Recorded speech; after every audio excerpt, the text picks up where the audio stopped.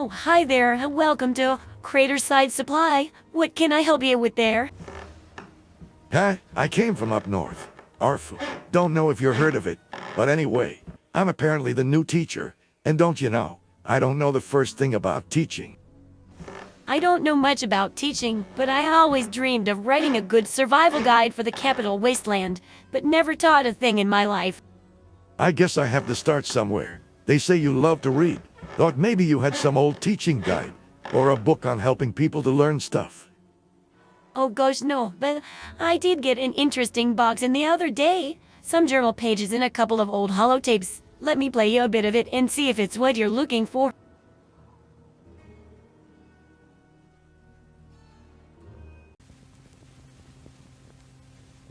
When it was announced I'd be overseer of Vault 76, I was given a list of qualified professionals.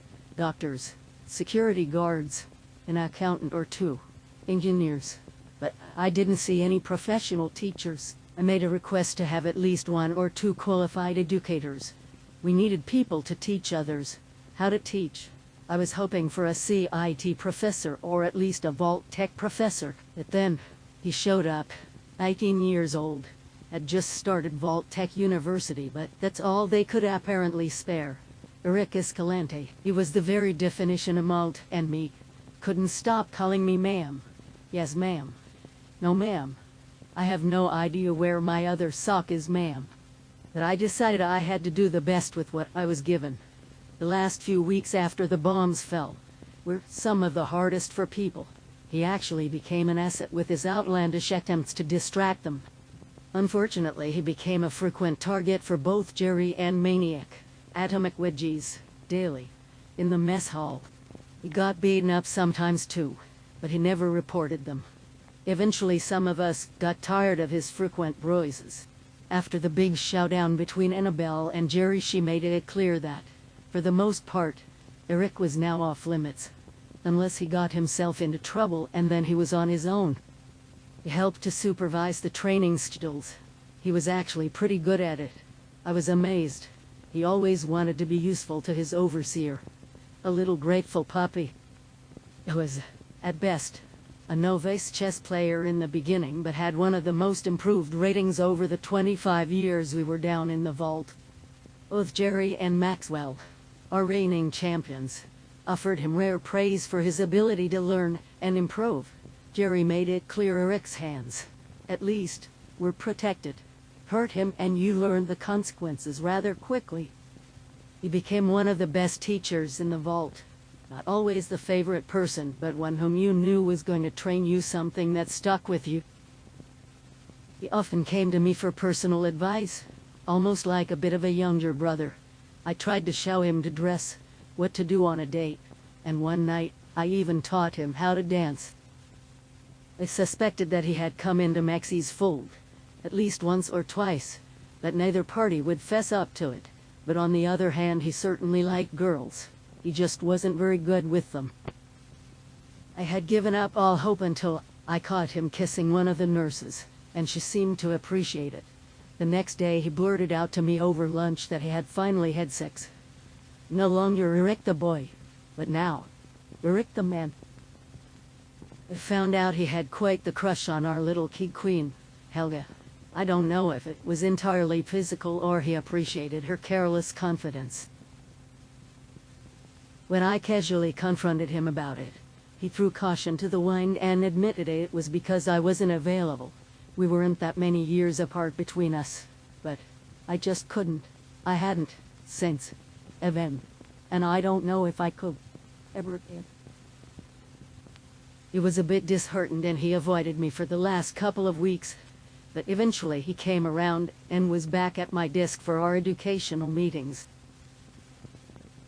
He was rather proud of the survival manuals he had worked on with Seb, with Edgar, and others, and he made sure copies were available to every resident that asked.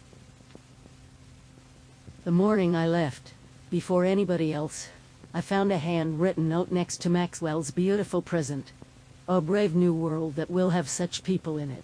A turn of phrase from Shakespeare's The Tempest. The following year, I had so hoped that Erick had survived. The world would be even darker without him, and I wasn't disappointed. He walked through my door. A bushy, unkempt beard on his face reminded me a bit of Ivan, actually. He didn't say a word, but very gently kissed me on the lips. A quick peck, but confident, bold. Part of me wanted to return it and give up my loneliness, but I couldn't. He simply sighed and settled into a chair. He wasn't hurt. He simply said he was available if I changed my mind, and then we went on to business like nothing happened.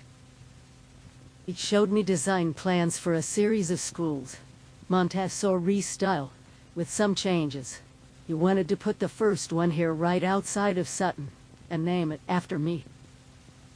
I'm not sure if he just wanted to be close to me, in case I changed my mind, or Sutton meant something more to him. I told him that people were returning to West Virginia. He already knew. Apparently Sab and Edgar, independently, had been tracking people heading to two distinct locations. He stood up and remarked that he was heading down to a failed camp set up by Maxie. They were working on a more long-term water solution. Nearly had all the bugs worked out.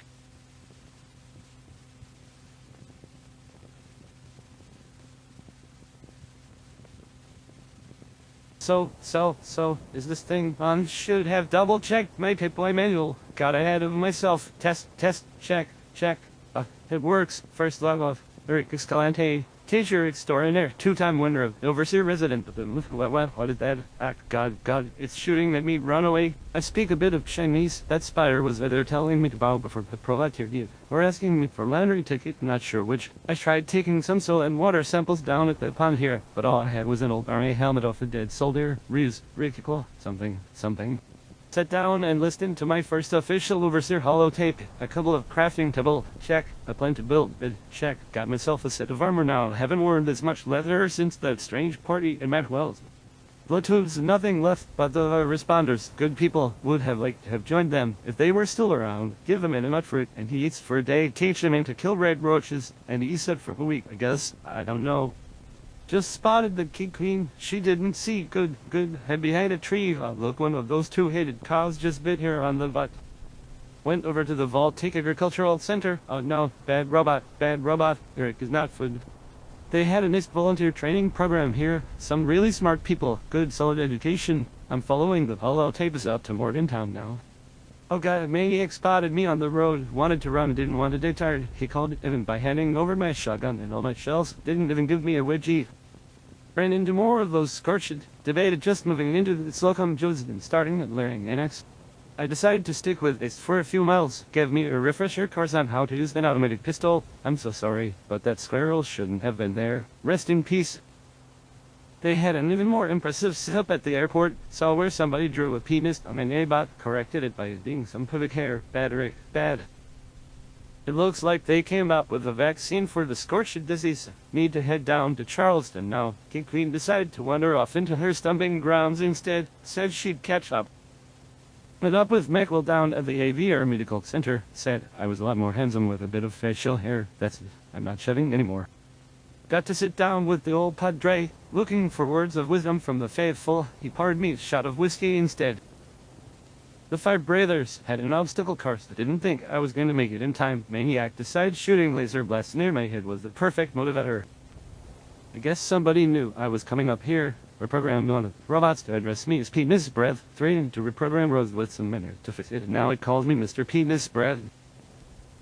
Raiders were terrible people. Why do that? Work together. They had skills and smarts. A lot of good smarts. Could have taught many people many things.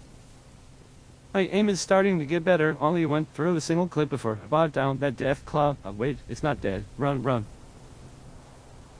I've played all of her little games. Either Rose helps me and gives me that damn uplink, or I'm taking no way here, Ken.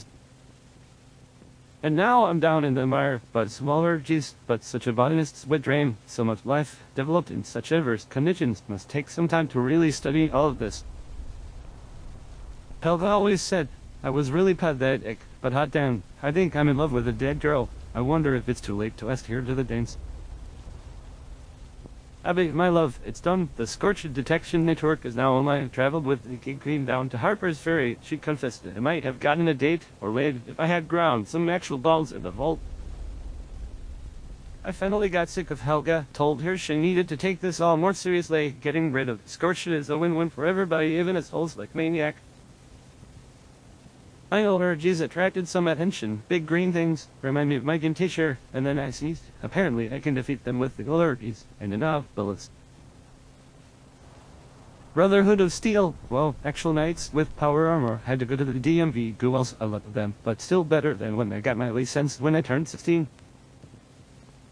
Just like corporations and government to use their greed to pervert science, the Scorched, big bats. I think I even know the speedies think we need to fight fair with even more fire. I have to check with others first. I didn't realize just how many of us had survived. Sam, Helga, the preacher, Jerry, and well, it's silly Maniac also survived. I just made a big scary computer modus and learned about the Enclave. No surprise, there was a shadow government. How else did I lose the election for Hall Monitor in 6th grade? Enough is enough. We have to drop a big nuke down where the problem started. Just watched Annabelle arm wrestle Maniac to the ground twice. I offered to take second point into the silo. Robots everywhere. Hopefully this will get me laid in the end. That was one big battle, not ashamed to admit. I peed myself a little bit. Well, Stans will wash out. Even took down big scary dude that went for jury. I was the first to remind everybody, after the fact, that us working together is what got it done. If we can stay together, we can face anything.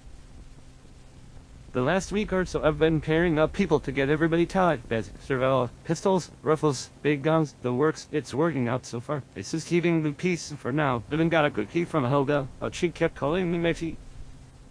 I've decided we need a tool, maybe a couple of them. Anybody, everybody can attend. We trade skills, we trade stories, and best yet, no swear dancing requirements in team class.